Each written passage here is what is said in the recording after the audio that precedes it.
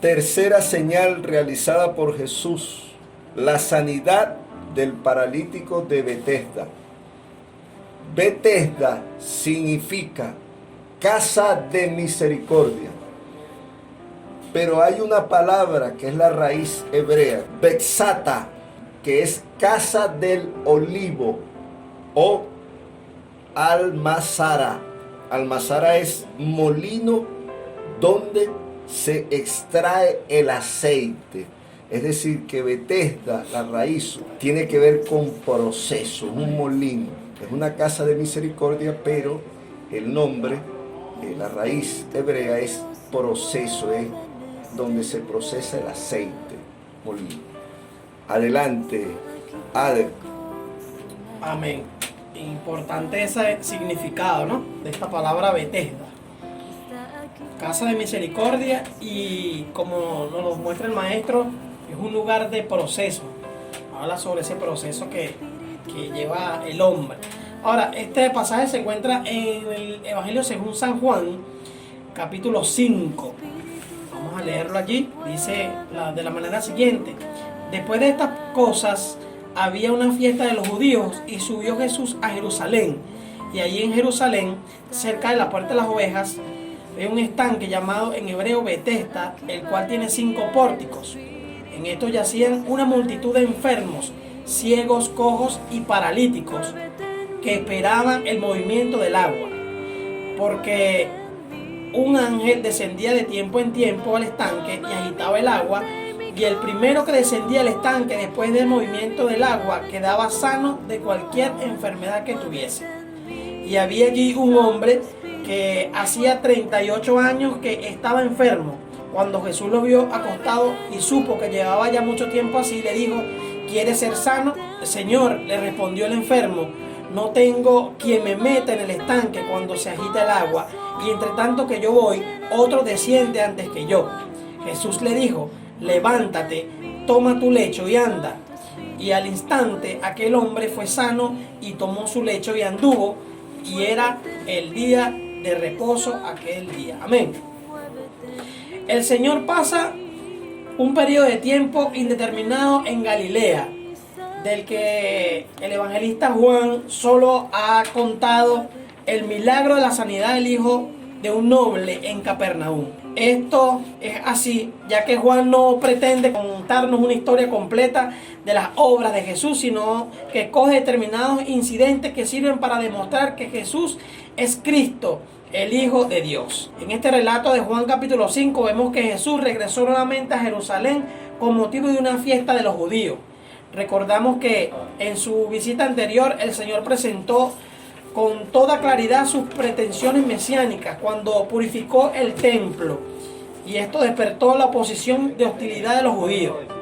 Ahora, en esta ocasión, su segunda visita, veremos que los judíos seguían con la misma actitud hostil en contra de Jesús debido a la sanidad del paralítico que nos relata este pasaje.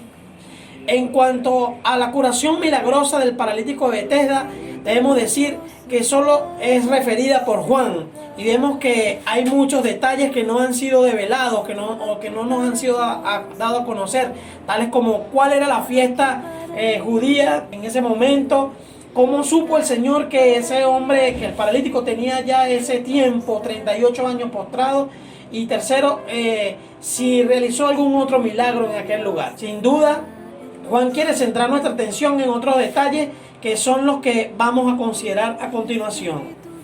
Número 1, dice que había en ese lugar un estanque en Jerusalén llamado Betesda, que ya nuestro hermano nos acaba de dar su significado. Betesda quiere decir casa de misericordia. Al parecer este era un lugar en donde era recurrente la costumbre o encontrarse la asistencia de personas que se encontraban en condiciones de salud deplorable, en enfermedad. Al parecer en este lugar estas personas, sin embargo, encontraban el aliento, la esperanza de que en algún momento recibieran el milagro que necesitaban. Y es por lo visto que se encontraban en ese lugar, ya que en el templo no encontraban esto. El liderazgo religioso de la época no se ocupaba de hacer la misericordia al prójimo, y a su vez su religión se había convertido en un negocio muy próspero en el cual no había cabida para este tipo de personas enfermas que se reúnen alrededor de este estanque de Betesda. Ellos quizás ni siquiera escuchaban ni le prestaban atención o le importaban los gemidos de angustia de estas personas que se reunían en este estanque. Cuando muchos solo alimentaban o aliviaban su conciencia llevándoles algunas limosnas, pero aunque los líderes religiosos ignoraban sus necesidades espirituales, siempre estaban presentes en el corazón de Jesús. Así que el Señor se apartó para internarse en aquella multitud de enfermos. De esta manera vemos la preocupación constante de Jesús por buscar a los perdidos, allí donde estos se encontraban, y si ellos no tenían acceso a un templo, un lugar de reuniones, el Señor iría a buscarlos allí donde ellos estuvieran. No había otra manera de llevar salvación a aquella multitud ignorada que sufría el abandono espiritual de la clase religiosa. Parece algo que se repite en la actualidad. Vemos algunos que al no tener un espacio donde ser considerados, un lugar en donde se les brinde una ayuda que les saque de la enfermedad, tanto física como espiritual, hoy prefieren reunirse en un Betesda. Llámese vicios, llámese sectas religiosas, otras alternativas que le hagan mirar a un lado mientras su condición cada día va deplorándose, su estado de salud. Pero déjame decirte que llegó Jesús y hoy es el día en el que puedes ser libre de toda aflicción. Nos llama la atención que al parecer había una creencia popular que había surgido en ese lugar, en el estanque de Betesda.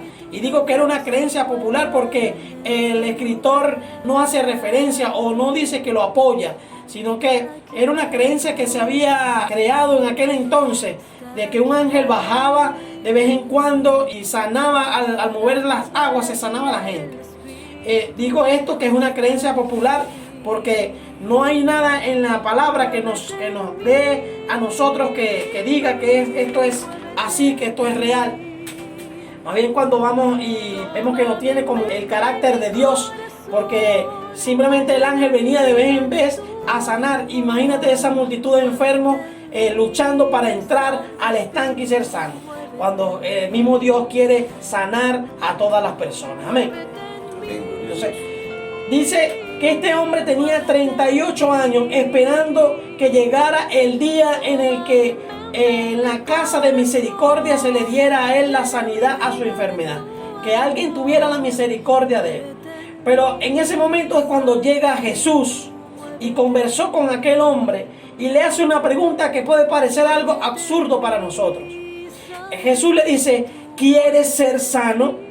Pero nunca debemos entender que nunca hay una palabra absurda. No, nada de lo que hace Jesús es absurdo. Él tenía una intención. De hecho, el Señor estaba abordando el problema en su misma raíz. Porque aunque nos pueda parecer extraño, hay muchas personas que están enfermas y prefieren continuar en su estado de enfermedad. Estas cosas se perciben con toda claridad cuando observamos el estado espiritual del hombre en la actualidad. ¿Cuántos hay que, a pesar de tantos fracasos en la vida, no quieren acudir a Dios en busca de una solución a su situación? Viven sin poder escapar del dilema personal, de los problemas y del vacío de su alma. Y sin embargo, se niegan a ser sanados moral y espiritualmente por el Señor, a pesar de que se sienten insatisfechos con su situación. Prefieren resignarse con una excusa para no hacer nada y así seguir viviendo de la misma manera que les causa sus problemas. Por lo tanto, esta pregunta de Jesús tenía un propósito, y era que el mismo hombre manifestara que realmente él quería ser sano. Y hoy me parece escuchar a Jesús decir a los radioescuchas: ¿quieres ser sano? Dice que había mucha gente. Dice que mientras que él intentaba llegar al agua, al estanque, él ya pasaba el tiempo y él no podía recibir esa sanidad. No es de extrañar que su desánimo, después de tantos años de insistir sin descanso en lo que no solucionaba su problema, había llegado a darse por vencido. Pero lo más grave es que cuando Jesús se le presenta, este hombre ni siquiera conocía a aquel hombre que le estaba hablando. Él no conocía quién era la persona que estaba allí. Él pensaba que esa sanidad que iba a recibir venía en la ayuda de que él le podía brindar para llevarlo al estanque en el momento de moverse las aguas. Pero no era esa la respuesta que Dios tenía para él. Era el poder que había en Jesús para sanarle aún sin usar ese movimiento de las aguas. Él tenía el poder para en una sola palabra sanarlo. Este era un hombre que no tenía una mano que se extendiera para ayudarle. Hoy día hay muchos que han mirado a un lado cuando se encuentran con la necesidad de un prójimo. Hay personas que cuando ven la necesidad prefieren hacerse a un lado y no ayudarles.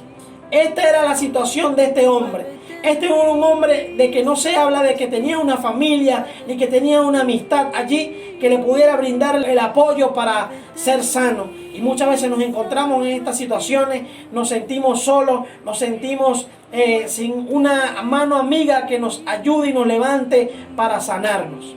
Estamos en un tiempo, como lo dice la palabra, en el que habrían hombres con el corazón endurecido. Pero te tengo una buena noticia.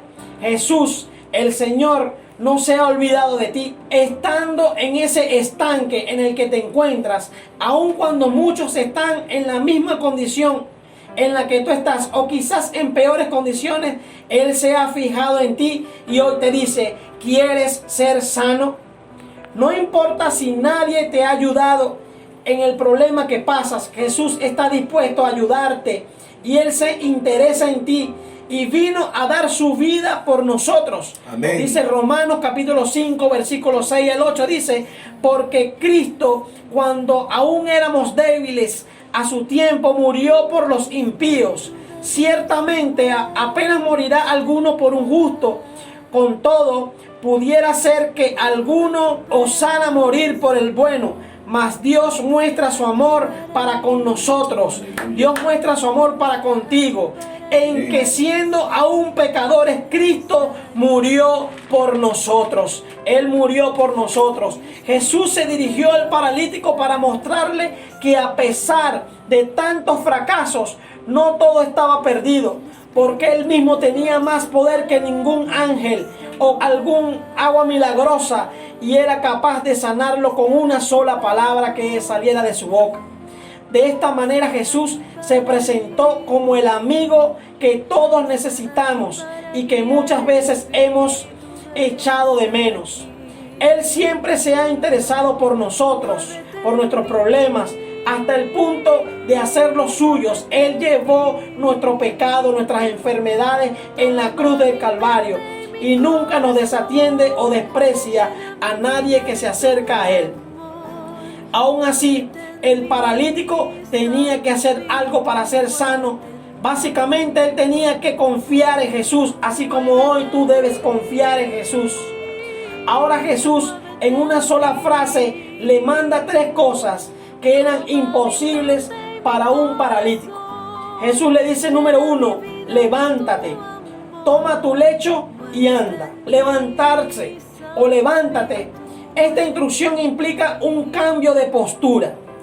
Siempre que hablamos de postura, hablamos también de actitudes, pues nuestra actitud siempre vendrá o reflejarán a través de nuestra postura. Por ende, el maestro le indicaba a ese hombre: abandona tu actitud de derrota, levántate de donde estás postrado. Este hombre esperaba su milagro en Betesda, en la casa de misericordia. La misericordia es una virtud del ánimo que lleva a los seres humanos a compadecerse de las miserias ajenas. En otras palabras, Jesús le dijo: tienes que salir de esa actitud en la que te la pasas esperando que la gente se compadezca de ti. Deja de ser una víctima, deja de victimizarte. Levántate, asume una postura de diligencia y responsabilidad. Asume una postura de fe y de vencedor. Levántate de ese lugar en el que te encuentras. Levántate para que puedas recibir la sanidad que Dios tiene para ti hoy. Lo otro que le dice es: toma tu lecho. El lecho identifica la condición de ese hombre. Hay tres cosas que Dios me mostró que tomar el lecho representa. Número uno, poder. En tu historia está tu victoria. El poder del evangelio se hace real a través de tu testimonio, a través de tu experiencia personal de liberación en Cristo. Tomar tu lecho es cargar tu testimonio, es testificar de forma visible, es dejarle saber a la gente que Dios es real y que tiene el poder para sacarte de esa situación. Cargar tu lecho es testificar de lo que Dios ha hecho contigo, del lugar de donde Dios te sacó. Y eso tiene que ver con el llevar el lecho, de cargar tu lecho, porque la gente va a observar que tú llevando el lecho, eso es señal de que tú antes estabas postrado en un lugar, pero hoy levantaste tu lecho y estás testificando de que Dios te sacó de ese lugar. Número 2, la humildad es importante. Esto implica no olvidar de donde Dios te sacó. En la medida que olvidamos esas cosas, de donde Dios nos sacó, se puede levantar en nosotros el orgullo religioso, como si estuviéramos por encima de aquellas personas que no tienen a Dios o que no creen en Dios, porque ellos necesitan más de Dios que nosotros, quizás digamos, pero todos necesitamos la misma gracia de Dios. Entonces debemos ser humildes y reconocer de que de ese lugar de donde Dios nos sacó fue por su amor y por su misericordia. Es la casa de la misericordia, es Jesús, es Betesda. Ahora, tercero, hay conexiones con mi destino cuando nosotros nos levantamos. Las conexiones con nuestro destino es cuando nosotros entramos en el orden que Jesús establece. No podemos andar hasta que no tomemos nuestro lecho. Significa que mientras nos neguemos a aceptar nuestro testimonio con humildad de donde Dios nos sacó y con la valentía, Dios no nos mandará fuera de nuestra tierra prometida. Él no nos enviará a ese lugar. Si no tenemos esa conexión con nuestro destino, cuando cargamos el lecho, no comprendemos la plenitud de nuestro propósito en la tierra. Dios nos llamó para ser testigos de Él y por eso nos manda a andar. Luego que nos dice anda, dice levántate, toma tu lecho y anda. El tomar nuestro lecho, Dios nos da la palabra para que podamos andar. Esto es el movimiento, es una conexión con el cielo. Cuando Dios te manda a andar, no te envía a cualquier dirección, Él te envía a una dirección específica. Cuando Dios te activa, lo hace en el propósito divino de Él y en su destino profético. Esto significa caminar en la situación, caminar con la satisfacción y la seguridad de que estás haciendo lo que fuiste creado para hacer. Esto es lo que Dios quiere que hoy hagamos. Esto es lo que Dios necesita, que te levantes, que tomes tu lecho y andes. El milagro de sanar al paralítico fue solo la punta del iceberg de todo lo que Jesús puede hacer y lo que puede hacer en el futuro, lo que hará. El día de reposo es el factor donde se aprecia el significado de la señal, ya que Jesús defendió su derecho de sanar en Shabbat, porque su Padre también obra en los días sábados. Más allá de eso, Jesús anunció que hará obras mucho mayores que sanar a un paralítico y mandarlo a levantar con su lecho en un día sábado.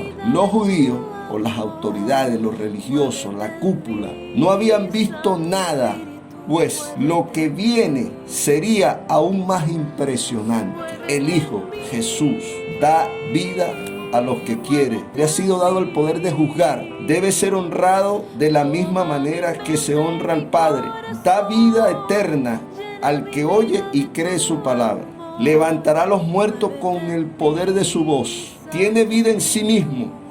Tiene autoridad para ejercer juicio y con el poder de su palabra, su voz resucitará a los justos e injustos. Conclusión de la tercera señal, la sanidad del paralítico de Betesda. Amén. Querido amigo, querido hermano que nos escuchas, es importante que entiendas que esta sanidad de este hombre es debida a la acción que este hombre tomó, ¿no? Son una ordenanza que el mismo Jesús le entrega a este hombre y le dice, levántate, que tiene que ver con la postura, que tiene que ver con la posición, que tiene que ver con dejar ya de verse o de sentirse menos o sentirnos por el piso, sentirnos menos personas, desvalorizarnos nosotros, cambiar la postura. Eso tiene que ver con el levantarnos y el tomar tu lecho, que tiene que ver con el testificar de lo que Dios ha hecho en tu vida, el testimonio que tú entregas para la otra persona, que tú das de donde Dios te sacó, y el andar. Son las 3 declaraciones que el Señor le dio. Le dijo, levántate, toma tu lecho y anda. Y este andar tiene que ver con el caminar en Cristo, con el caminar en Él. Ahora, en este mismo instante, me parece escuchar al Señor decirnos una vez más, ¿quieres ser sano? Quizás estás pasando por momentos difíciles, quizás estás pasando por momentos de angustia, de preocupación, hay enfermedad, hay escasez en tu casa, hay matrimonios que se están peleados, familias que están disueltas, un padre que no está en casa, una madre que no atiende a sus hijos, que no ama a sus hijos, que no demuestra ese amor. Y quizás está pasando por estos momentos difíciles y ha buscado la solución en otro lugar. Ha buscado solución en un Bethesda. Un Bethesda es cualquier otro lugar que no es el camino correcto. El camino correcto es que el Señor está brindándote hoy. Él está a la puerta, Él está llamándote, Él está esperando que tú decidas, que tú digas, sí Señor, yo quiero ser sano, sí Señor, yo quiero que mi familia te sirva, sí Señor, yo quiero entregar mi vida a ti en este día, y de esa manera podrás entonces caminar con el Señor y disfrutar de esos beneficios. Dice la palabra de Dios que Él llevó nuestras enfermedades en la cruz del Calvario y el precio de nuestra paz fue sobre Él. O sea, Él llevó el castigo, Él llevó toda enfermedad, Él llevó toda dolencia para que usted y yo hoy podamos gozar de la verdadera libertad, podamos gozar de ese refrigerio que Él nos da a nosotros. Entonces, mi querido hermano, mi querido amigo, es tiempo de que decidas seguir al Señor y decidas levantarte y testificarle a los demás de lo que Dios ha hecho en tu vida y caminar con Él. Lo otro que podemos decirte es lo que le dijo el Señor: mira, has sido sano, no peques más para que no te venga alguna cosa peor. No peques más, ahora mantente firme y fiel al Señor para que no te venga un mal peor a tu vida y puedas entonces entrar en una condenación eterna, y sino que vivas en una vida eterna, como lo dice la palabra que Él nos da a nosotros, la vida. Dice el mismo versículo 24, de cierto os digo, que el que oye mi palabra y crea el que me envió tiene vida eterna y no vendrá a condenación, mas ha pasado de muerte a vida. Amén. Entonces, mi querido hermano, si estás escuchando en esta hora y esta palabra te ha llegado a tu corazón, decide hoy servirle al Señor y decide hoy entregar tu vida a Dios. Amén.